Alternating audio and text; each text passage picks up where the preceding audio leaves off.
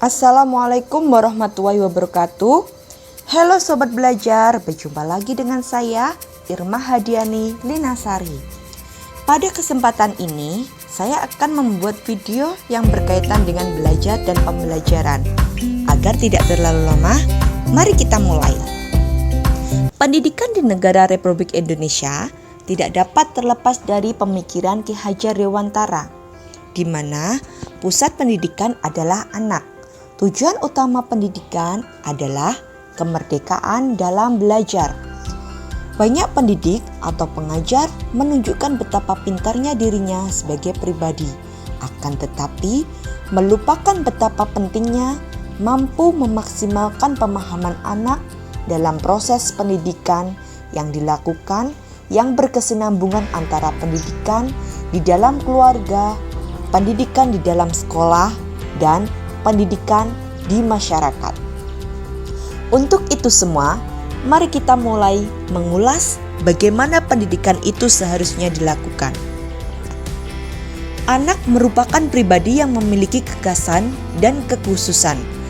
Menurut Ki Hajar Dewantara, anak memiliki cipta, rasa, dan karsa. Hal dasar ini perlu dipahami seorang pengajar dengan mengetahui cara tepat mengenai proses perkembangan anak. Sebagaimana teori Santrok pada bukunya yang berjudul Educational Psychology, edition kelima, bahwa memahami perkembangan anak melalui proses biologi, kognitif, dan sosial emosional.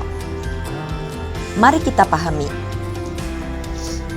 Sebagaimana proses biologi, perkembangan anak dipengaruhi oleh gen dari orang tua yang mencakup perkembangan otak, motorik, dan hormon. Proses kognitif merupakan kemampuan pikir, intelijensi, dan bahasa.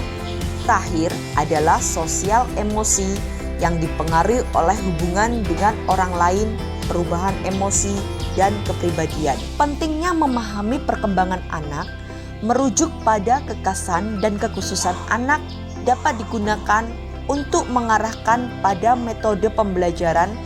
Sejalan dengan hal itu, perlunya mengklasifikasikan model belajar, yaitu visual, auditori, dan kinestetik, yang memberikan kesempatan kepada anak belajar sesuai dengan kebiasaan belajar, sehingga ketercapaian kemerdekaan belajar mampu didapatkan. Di sini akan saya sedikit ulas mengenai visual, auditori, dan kinestetik. Anak dengan model belajar visual akan lebih memperhatikan bagaimana guru mengekspresikan diri dalam menyampaikan materi pembelajaran.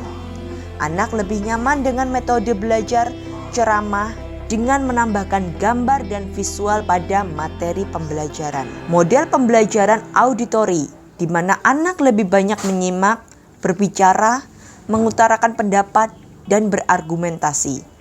Ciri yang mendasar pada anak auditori memiliki kemampuan menghafal sangat baik, dan pendekatan yang dapat digunakan adalah memberikan pertanyaan untuk dipecahkan secara bersama.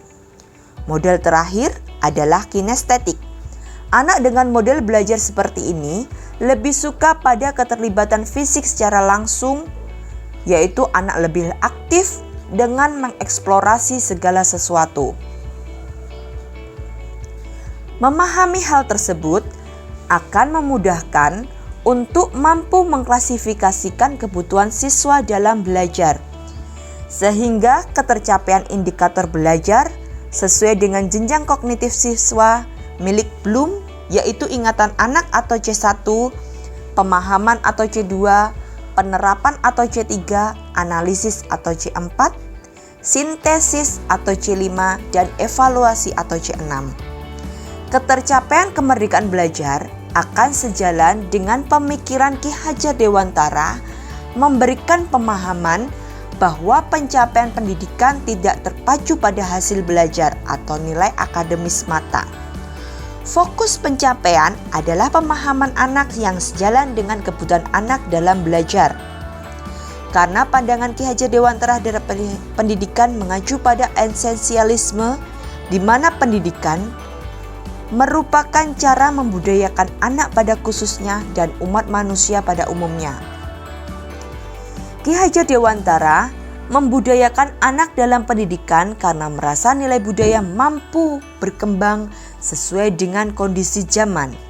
Kemajuan dapat ditempuh dengan petunjuk trikon, dimulai berbudaya dengan kontinu dari generasi ke generasi, menerima konvergensi budaya dari luar dengan selektif dan muara konsentris, yaitu berbudaya sesuai budaya yang dimiliki. Diibaratkan petani yang menanam benih kehidupan dengan menggunakan metode pembelajaran sistem Among, menuntun yaitu mengasuh atau ngemong. Menghormati dan memperlakukan anak dengan sebaik-baiknya sesuai kodratnya, melayani mereka dengan setulus hati atau menghamba pada anak, dan tidak kalah pentingnya yaitu memberikan teladan ing ngarso sung tulodo, membangun semangatnya ing madya mangun karso, dan memberikan dorongan tutwuri handayani bagi tumbuh kembangnya anak. Permasalahan yang sering diketahui adalah keterbatasan waktu pengajar untuk mengaplikasikan metode sebanyak itu dalam satu waktu yang singkat dan terbatasi oleh rencana pembelajaran yang telah ditetapkan. Hal ini dapat diatasi dengan kolaborasi dengan orang tua mengenai perkembangan anak dalam belajar, lingkungan sekolah yang mendukung seperti sarana dan prasarana yang memadai, serta kondisi lingkungan masyarakat yang baik dan kondusif, sehingga mengeliminasi segala permasalahan yang dirasakan oleh para pendidik. Guru yang pintar itu mahal, tetapi guru yang peduli dan ikhlas itu jauh lebih mahal. Salam bahagia, merdeka belajar. Wassalamualaikum warahmatullahi wabarakatuh.